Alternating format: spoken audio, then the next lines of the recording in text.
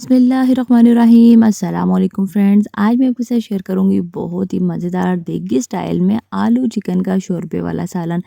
घर में मौजूद सामान के साथ ये ज़बरदस्त सा आलू चिकन का शोरबा बनाएंगे और ये टेस्ट में इतना कोई मज़ेदार बनेगा ना कि सब इस रेसिपी के फ़ैन हो जाएंगे।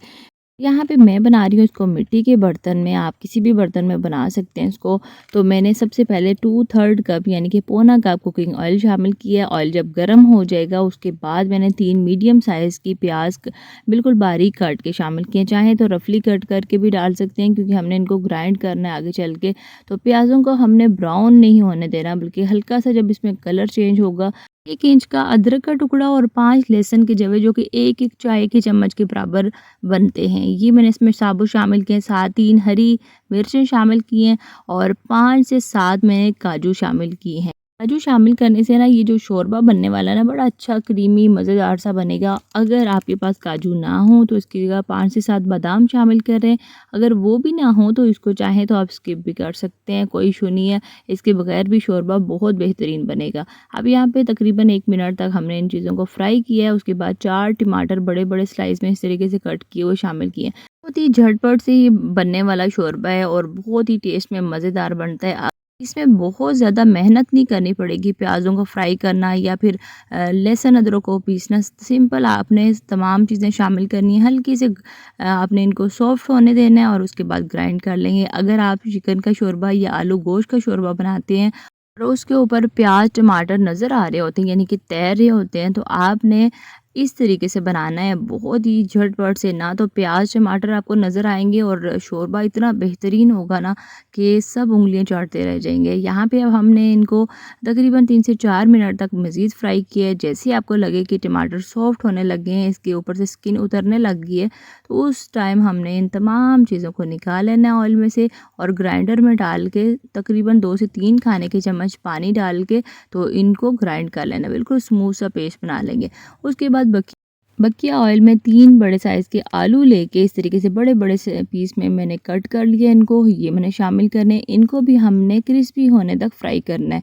यहाँ पे आलू जब आप क्रिस्पी कर लेंगे, फ्राई कर लेंगे ना, तो इनका शोरबे में टेस्ट बड़ा अच्छा ज़बरदस्त सा आएगा। तो तकरीबन 2 से 4 मिनट तक हमने इनको फ्राई कर लेना है। जैसे ही आपको लगे कि इस तरीके से ना बाहर इसकी स्किन हो चुकी है यानी कि क्रिस्पी होने लग गए हैं, तो इनको भी हम निकाल के अलहदा कर लेंगे। उसके बाद उसी ऑयल में मैंने 750 ग्राम चिकन शामिल कर दिया। चिकन को अच्छे से धो के मैंने छलनी में निकाल लिया था। सारा पानी जब खुश्क हो जाए उसके बाद आप चिकन को इस तरीके से डाल के तो हम फ्राई कर लेंगे। चिकन फ्राई करने से ना चिकन के अंदर मौजूद जो एक महसूस सी जो स्मेल होती है, एक तो वो ख़त्म हो जाती है और दूसरा चिकन बाहर से उसकी जो स्किन है ना बड़ी अच्छी से सख्त हो जाती है। बाद में जब शोरबा बनाते हैं तो फिर बोटी टूटने नहीं पाती। तो अब यहाँ पे साथ ही कुछ मसाले शामिल करेंगे। 4 हरी इलायची शामिल की हैं, 2 बड़ी इलायची, 1 दालचीनी का टुकड़ा, 10 से 12 काली मिर्चें और तकरीबन 6 अदद मैंने लौंग शामिल किए। ये कुछ खड़े मसाले हैं जिनके साथ आप चिकन को अच्छे से हमने फ्राई करना है। इन खड़े मसालों के फ्राई होने से चिकन में बड़ा अच्छा सा फ्लेवर आ जाएगा और जब आपको लगे कि चिकन इस तरीके से इसका कलर चेंज हो चुका है, तो उसके बाद ये जो स्टार्ट में हमने मसाले का प्याज टमाटर का पेस्ट बनाया ये मैंने इसमें शामिल करना है। अच्छे से मिक्स करेंगे और उसके बाद यहाँ पे अब मैंने इसमें कुछ मसाले शामिल करने हैं। मसालों में 1 से 1.5 चाय का चम्मच नमक शामिल किया था मैंने। रेड चिली सुरख मिर्च 1 चाय का चम्मच, हल्दी आधा चाय का चम्मच, पिसा हुआ सूखा धनिया मैंने 1.5 खाने का चम्मच शामिल किया था और ज़ीरा तकरीबन 1 चाय का चम्मच शामिल किया था। तो ये चीज़ें शामिल करते टाइम ना मेरा कैमरा जो है वो गलती से कहीं ऑफ हो गया था। तो यहाँ पे सिर्फ ये 5 इंग्रेडिएंट शामिल होंगे, अच्छे से भुनाई होगी। बाकी 2 से 3 चीज़ें इसमें मज़ीद आलू चिकन के शोरबे में पड़ेंगी जो कि लास्ट में मैं आपको दिखाऊंगी। यूँ समझिए कि जान है वो इस रेसिपी की। तो यहाँ पे साथ ही फ्राई किए हुए आलू भी मैंने शामिल किए, साथ थोड़ा-सा मैंने पानी शामिल किया था। तकरीबन 5 से 7 मिनट तक हमने इसकी भुनाई करनी है चिकन की मसाले के साथ। और मसाला जब आपको लगे कि बहुत अच्छे से भुन गया है, ऑयल बाहर आ चुका है, तो इस स्टेज पे ना 2.5 कप मैंने साथ साइड पे रख दिया था पानी बॉयल होने के लिए।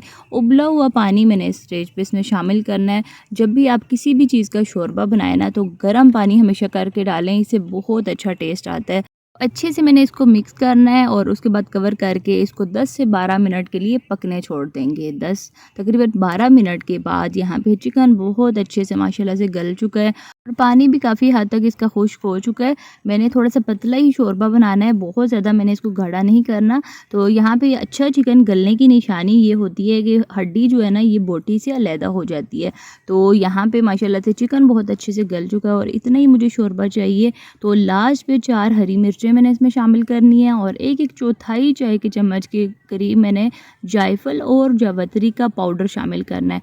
तो जायफल, जावित्री और एक और इंग्रेडिएंट हम साथ शामिल करेंगे, बहुत ही ज़बरदस्त टेस्ट आता है और एंड पे ही आपने शामिल करना है, पहले नहीं शामिल करना। साथ 2 से 3 हरे चाय के चम्मच हरा धनिया मैंने शामिल किया और 1 चाय का चम्मच कुटी हुई काली मिर्च लास्ट पे आपने शामिल करनी है। लास्ट पे शामिल करने से ना बहुत अच्छा इससे टेस्ट आएगा। स्टार्ट में अगर हम काली मिर्च डाल देते तो इससे क्या होता है कि शोरबे का जो कलर है ना वो डार्क हो जाता है। तो लास्ट पे ये हमने शामिल करना है। गरम मसाला इसमें नहीं जाएगा क्योंकि स्टार्ट में हमने खड़े गरम मसाले शामिल किए हैं और इनका बहुत अच्छे से शोरमे में फ्लेवर आ चुका है। अब यहाँ पे चूल्हे को मैंने बंद कर दिया। मिट्टी की हांडी की खासियत ये होती है कि तकरीबन 4 से 5 मिनट तक तो पकती रहती है। 5 मिनट के बाद यहाँ पे ऑयल बाहर आ चुका है। बहुत अच्छा ज़बरदस्त सा हमारा शोरबे वाला चिकन तैयार हो चुका है। थोड़ा सा हरा धनिया मैंने इसमें शामिल किया था और यहाँ पे मैं अब इसको डिश आउट कर रही हूँ। तो बड़ी माशाल्लाह से मज़ेदार खुशबू के साथ शोरबे वाला आलू चिकन जो है माशाल्लाह से तैयार हो चुका है और यहाँ पे मैं इसको डिश आउट कर रही हूँ और इसको रोटी, पराठा, खमीरी रोटी या नान के साथ या फिर आप तड़के वाले चावलों के साथ सर्व करें। बहुत ही बेहतरीन टेस्ट आता है। तो ज़बरदस्त सी रेसिपी के साथ मैं आपसे इजाज़त चाहती हूँ। उम्मीद करती हूँ कि आज की वीडियो आपको पसंद आई होगी। तो छोटी सी रिक्वेस्ट है कि इस वीडियो को अगर पसंद आई है तो लाइक और अपने फ्रेंड एंड फैमिली में शेयर करना मत भूलिएगा और चैनल पर अगर आपने फर्स्ट टाइम विजिट किया तो सब्सक्राइब किए बगैर प्लीज़ मत जाइएगा। तो मिलते हैं फिर किसी और नई वीडियो के साथ, तब तक के लिए अल्लाह हाफिज़, फ़ी अमान अल्लाह।